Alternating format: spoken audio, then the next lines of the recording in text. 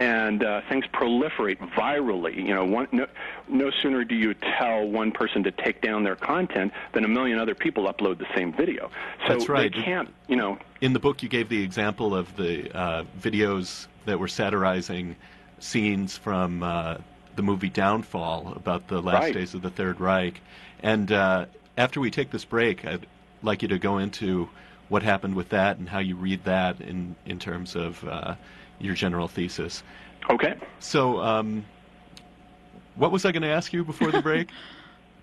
I've actually forgotten. Okay. Forgotten what I think the advertising cleansed me there. It just wiped my cognitive slate clean.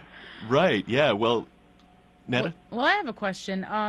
You kind of make social media networking, you know, kind of seem bad, but I kind of thought it was a good thing because I got to network, like I said, with Miss Arab USA and a lot of other people that I wouldn't get to physically in person, you know what I mean?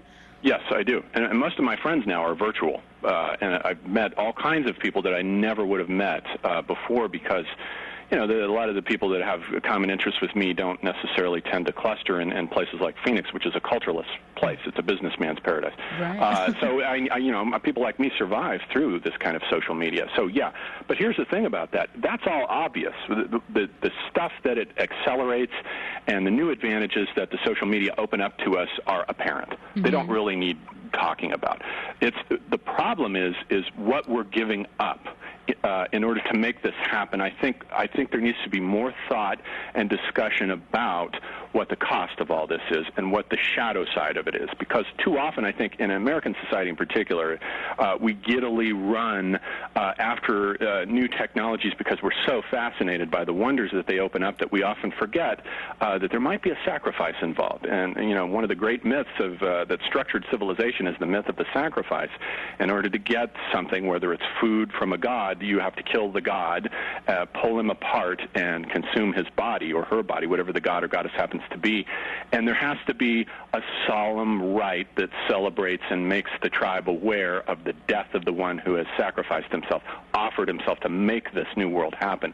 So you can't lose contact with that initial sacrifice. It has to be, I'm all for this new stuff. I use it just as much as anyone else does, but I think we do need to be aware of the disintegrative effects. Basically, we're giving up an entire culture here. We're just letting it go.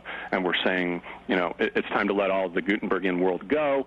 Old-fashioned literary folk like me lament it more, perhaps, than, let's say, today's 20-year-olds would who never will miss it. But I was raised, you know, going to bookstores and Barnes & Noble and Borders and going up the street to Tower to see what all the new music was. And, you know, it's a lament. It's an elegy. We just had a caller call in and want to remind you guys what you guys were talking about third-party parodies. Third-party parodies. Right. Oh, parodies thanks, caller. There you go. Yes, the parodies of the movie Downfall. Leave it to our callers to keep the show intact. Yeah, we love our callers. And what was the story about that? Now, Downfall doesn't seem like something that would be easily parodied. It's about Hitler in the bunker and the last days of the Third Reich. And I haven't seen these parodies that you talked about in the book, but I'm looking forward to watching them. Hysterical.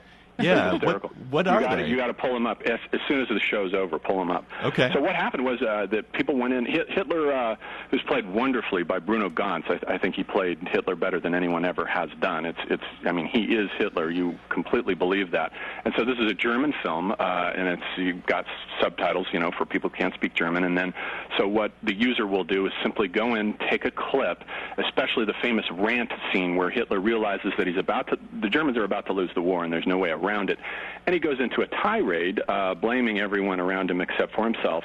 And so the user goes in and puts new subtitles in, where he's going into a rant about how, you know, everything from moving to South Dakota and how boring it is there, to how difficult it is for men's large fingers to text because they can't fit on the keys when they're trying to text. And it's absolutely hysterical.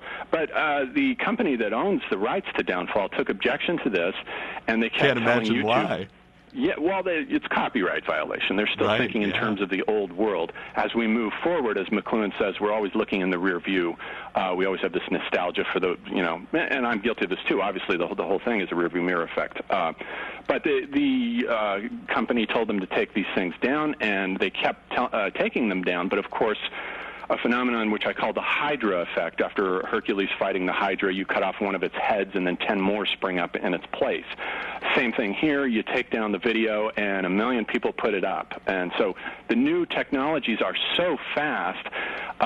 The copyright laws that date from the time of Newton come from a time of, creaking windmills and wind moving ships around. It's a very slow-moving society, and the copyright laws reflect that pace of the media from that age. They don't reflect the fast as light speed transformations that are capable of taking place now.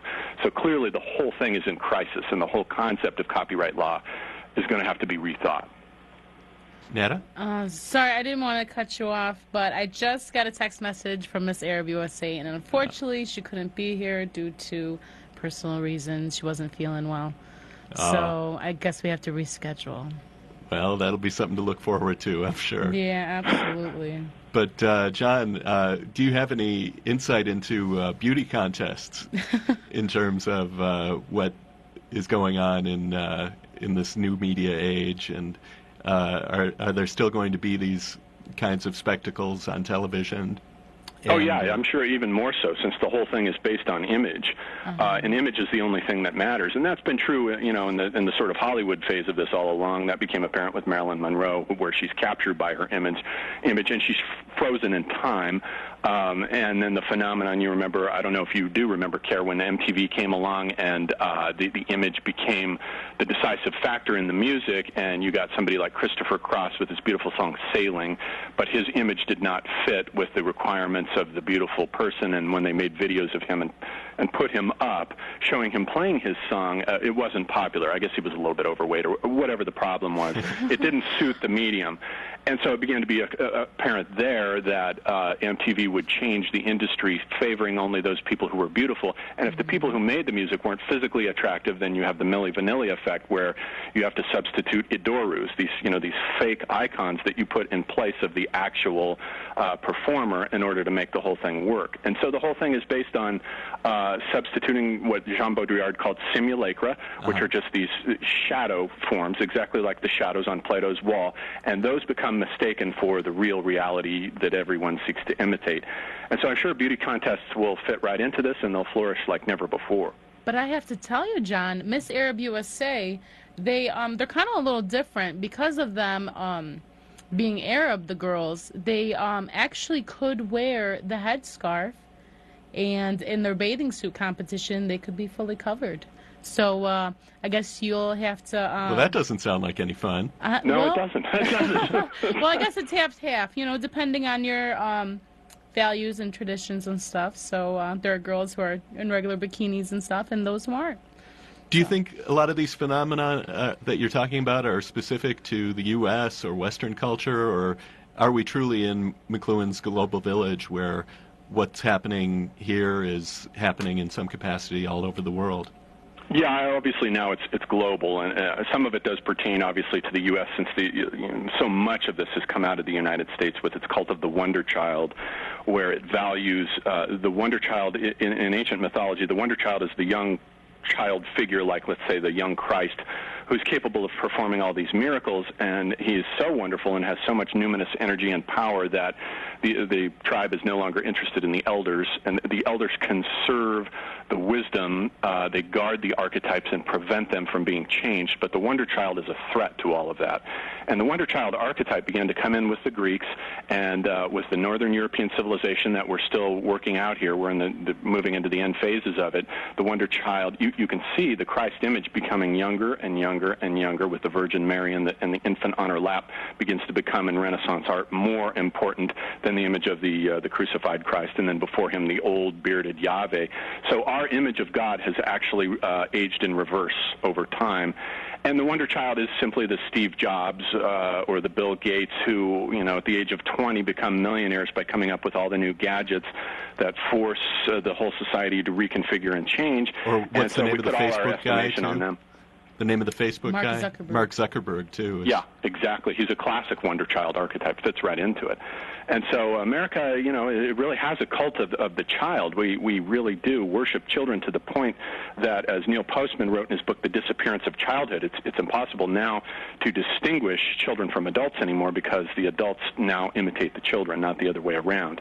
The old Gutenbergian idea was the other way around, where the world was an adult world where you had to learn how to read and think, and the children had to conform to those patterns. Now it's the other way around. The kids like to play, and the adults like to play too, and if they're not playing with the latest gadgets, they feel left out. So the whole thing has been turned upside down.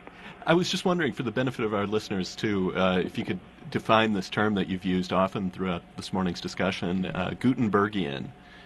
Now, maybe people have heard, or maybe not, of the Gutenberg Bible, but okay. So, what was, to start out, what was the Gutenberg Bible?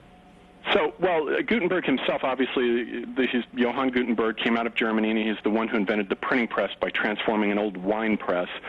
He transformed it and adapted it so that you could mass produce, and by stereotyping the written word, you could mass produce and, as it were, macadamize the reading experience by paving it, making it smooth, so eliminating the bumps. So that in that smoothness that the printing press began to facilitate enabled mass education. Now you could mass produce, and the Bible, of course, was the first text that was really mass produced. The Gutenbergian Bible was one of these, mass produced, and it, of course, contributed to the rise of Protestantism, because now the average person didn't have to rely on their priest to interpret the word for them. They could have access to their own Bible. In a similar way, something similar to that is happening with the Internet, where the corporations no longer have all the power, but the power is put into the hands of the consumer, and the consumer wants to play now. He or she wants to get in on the act and create their own culture and put it out there and have the experience of producing. So all of this has been reconfigured, and the Gutenbergian world is simply the world of the printed page. It's the world that came into being 1500 AD, and which is now melting down as all these electronic, everything all at once technologies come in, and they step up the process to the point where, reading takes time, and and it's in a linear phase space where you have to move from one thought sequentially to the next. Whereas with electric culture, you're bombarded by information coming at you from all directions, and the hapless individual is left to sort out what the relevant bits of information are. And very often this can lead to, bizarre phenomena like paranoia. The rise in paranoia is a function of information overload. The beleaguered individual doesn't know what to think, doesn't know what's real. We've got so many different competing media outlets that it becomes very difficult to find what reality is outside of this screen, this world of media that have replaced reality, basically. So that's the difference. John, I'm afraid we're going to have to leave it there. Really appreciate you coming on this morning and sticking around for as long as you did, and we'll definitely have you on when your new book comes out. When is that again? It should be out in November. Okay, great. Maybe before then, too, as some of these phenomena rear their heads in ever more rapid pace. It was really great having you on, and great to talk to you again. Thank you for having me on.